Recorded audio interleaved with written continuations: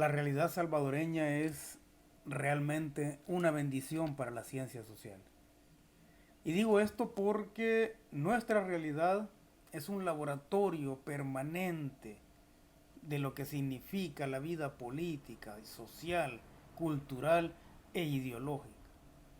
Nuestra sociedad, a través de las distintas coyunturas que se van creando, nos va nutriendo y nos va dando los elementos necesarios para construir un tipo de pensamiento social que sea crítico.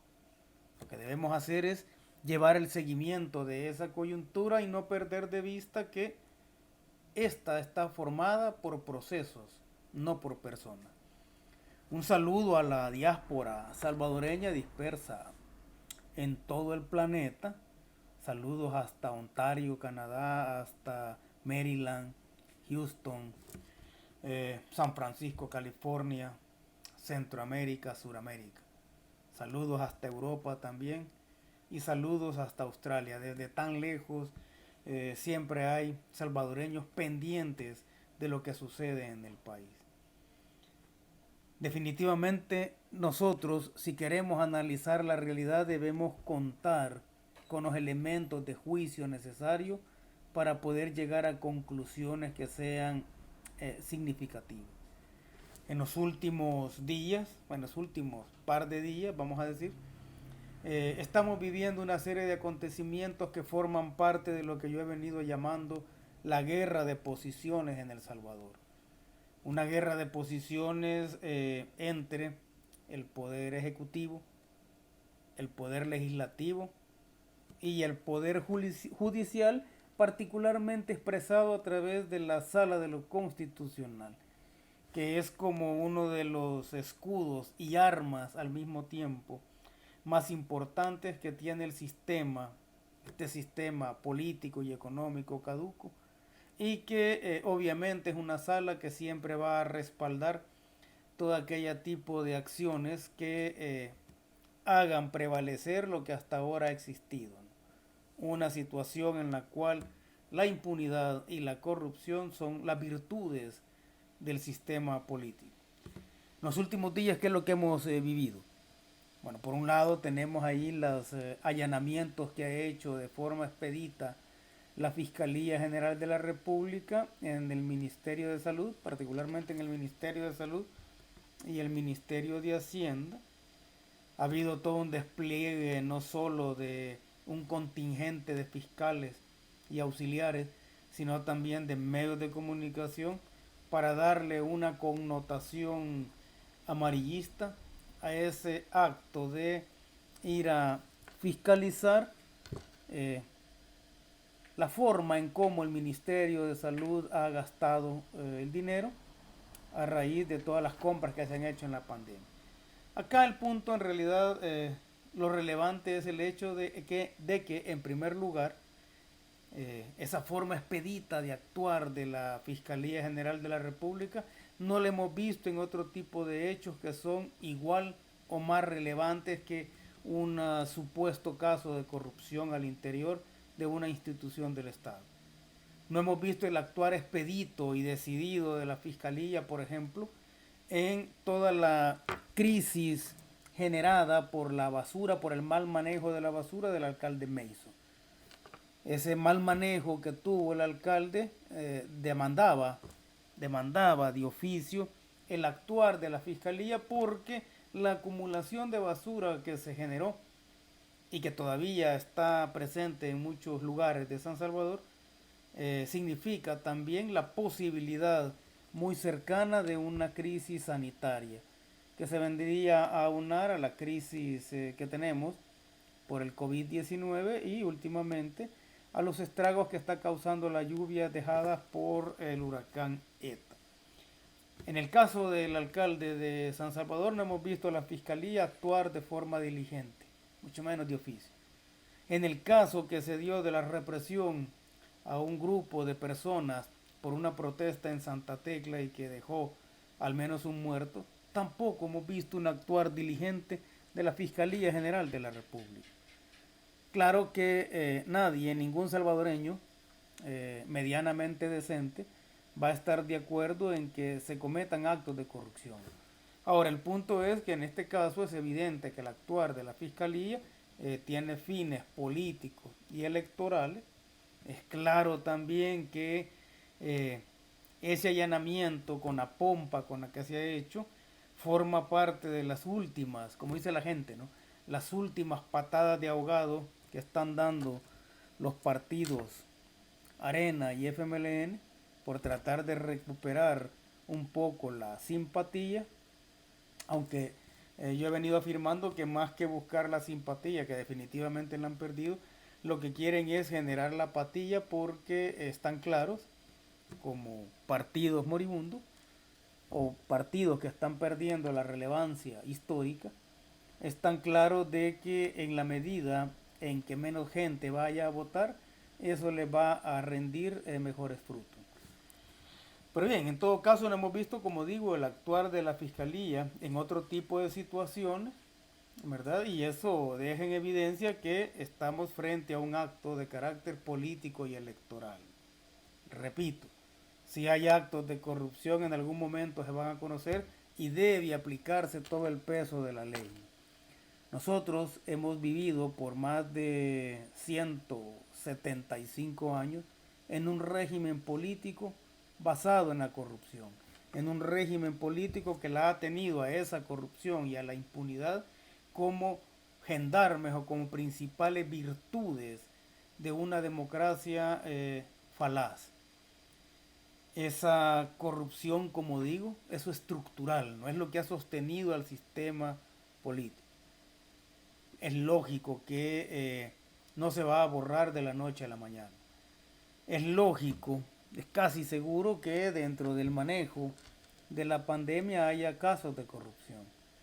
O sea, eso está previsto, ¿no? El punto es la forma en cómo se va a actuar frente a dichos casos y en este momento en particular lo que estamos viendo es el uso de la corrupción o del combate a la corrupción o de la transparencia, como dicen los partidos políticos que nunca fueron transparentes.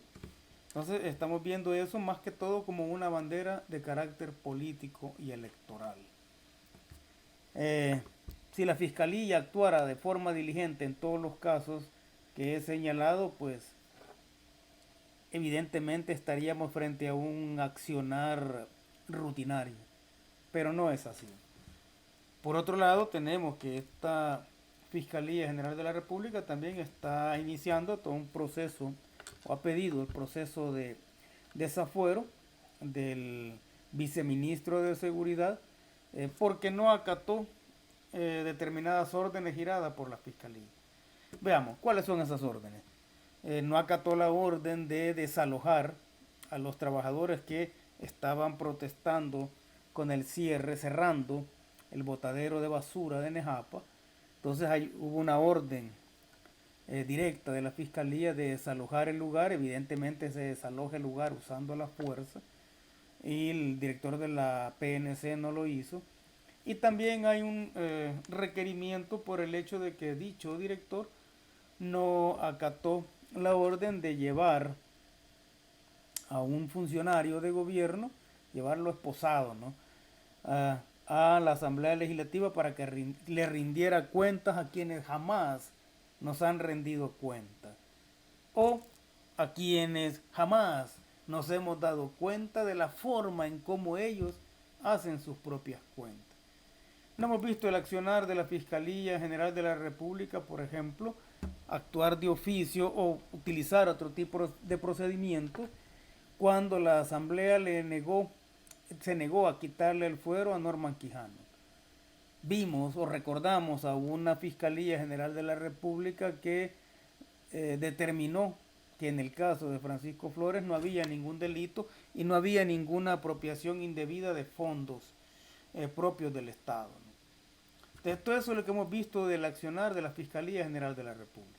Entonces es evidente que en este caso en particular estamos frente a una acción de carácter político y electoral, aunada a la petición de desafuero al director de la policía. Y acá estamos frente a una cuestión de legitimidad o legalidad, ¿no? Dentro de la legalidad, el director de la Policía Nacional Civil tendría que haber acatado la orden de desalojar. dentro de la legitimidad histórica o dentro de las intenciones de cambiar la lógica política en este país, estaríamos diciendo de que eso que tiene legalidad no tiene ninguna legitimidad. En todo caso, como digo, lo que estamos viendo es un recrudecimiento del enfrentamiento entre el poder ejecutivo, el legislativo y el poder judicial. Estamos frente a acciones que de alguna forma están decantando la opción política de las personas de cara a las elecciones de 2021, opción que según las encuestas de cualquier tipo y de cualquier lado que se hacen, eso le va a dar una mayoría significativamente importante al partido Nuevas Ideas. Y va a darle también una cantidad muy importante de alcaldes. Frente a esa situación es evidente que el recrudecimiento de esta guerra de posiciones pretende, por un lado, en el caso de los partidos que están en decadencia, pretende volver al proceso de acumulación de fuerzas, y por el otro lado, por el lado del partido que se presenta como el más favorecido por la opinión pública, eso está generando una serie de expectativas que, y acá hay que tenerlo claro, una serie de expectativas de triunfo que hay que saber manejar, una serie de expectativas de triunfo y de acompañamiento en el cambio de la lógica política que hay que saber digerir, que hay que saber interpretar, comprender, que hay que saber cómo usarlo.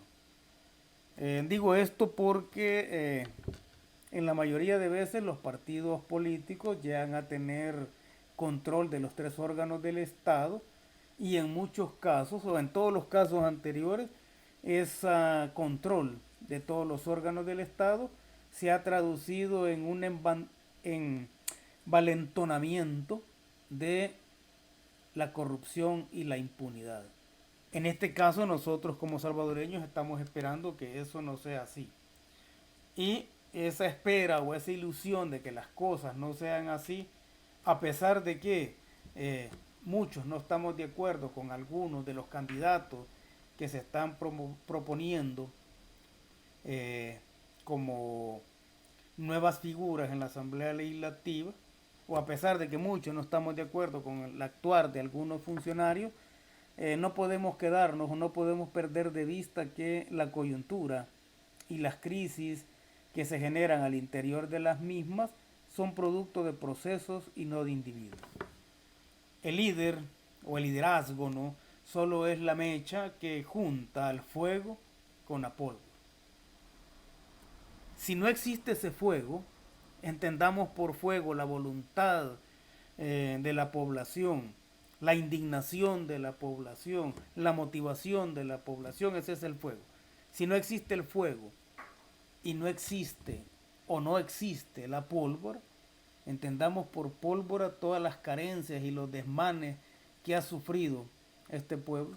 Si no existe ambos y si no se juntan, no hay explosión, es decir, no hay un cambio significativo. Entonces, el liderazgo solo es la mecha que junta el fuego con la pólvora. Eso es lo que no hay que perder de vista. Eso es lo que no han logrado interpretar los partidos políticos de oposición y por eso, en lugar de ir creciendo o en lugar de ir generando más simpatías de parte de la población, cada vez que abren la boca las pierden. Es lamentable ver a un partido político que generó tantas expectativas caer de la forma estrepitosa como ha caído. Es admirable también o es incomprensible, si no se usa el imaginario, como un partido político como Arena, que privatizó los servicios públicos, que dolarizó el país, que está ligado al surgimiento de los escuadrones de la muerte y al asesinato de Monseñor Romero y de los jesuitas, es incomprensible cómo, a pesar de que está disminuyendo, haya al menos unos cuantos cientos de miles de personas que todavía le dan el voto. Pero esa es la coyuntura política que vive el país. una coyuntura política que está polarizada, pero no por el discurso, no por los discursos. Está polarizada porque la vida está polarizada, porque existe una enorme distancia entre los ricos y los pobres en este país, porque existe una enorme distancia entre los que tienen acceso a casi todos o a todos los bienes y servicios y quienes no tienen acceso ni siquiera a los servicios es más básico, ¿no? Esa es la realidad o esa es la coyuntura que se está planteando en este momento. Estamos en un momento ya casi para entrar oficialmente al menos al periodo de propaganda electoral. Una propaganda electoral que ha sido definida de forma muy ambigua por el Código Electoral y por el mismo Tribunal Supremo Electoral. Al menos uno de los miembros de ese Tribunal Supremo Electoral se declara opositor al gobierno y con ello al menos pierde toda la legitimidad para seguir siendo un magistrado. Pero bien, en este país, como digo, vivimos de todo. Entonces estamos en un periodo preelectoral, oficialmente no estamos dentro del tiempo en el cual se puede hacer propaganda electoral y sin embargo lo que vemos a diario es propaganda electoral. Porque hay una definición muy ambigua de esto y porque de alguna forma los partidos políticos que redactaron ese código electoral supieron cuidarse las espaldas y dejaron el espacio como para que se interprete que la propaganda electoral es una cosa y la propaganda política es otra.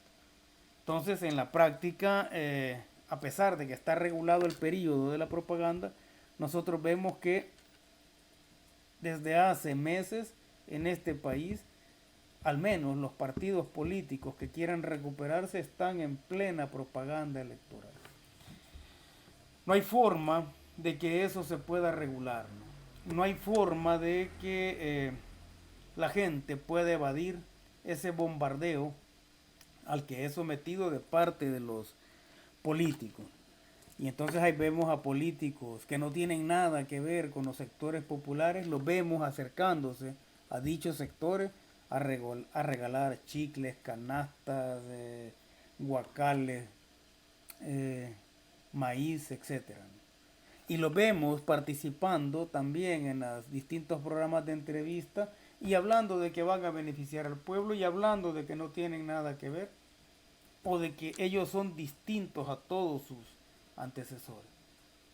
Y los vemos diciendo que ellos son una mejor opción, pero como no piden el voto, eso no es considerado como propaganda electoral.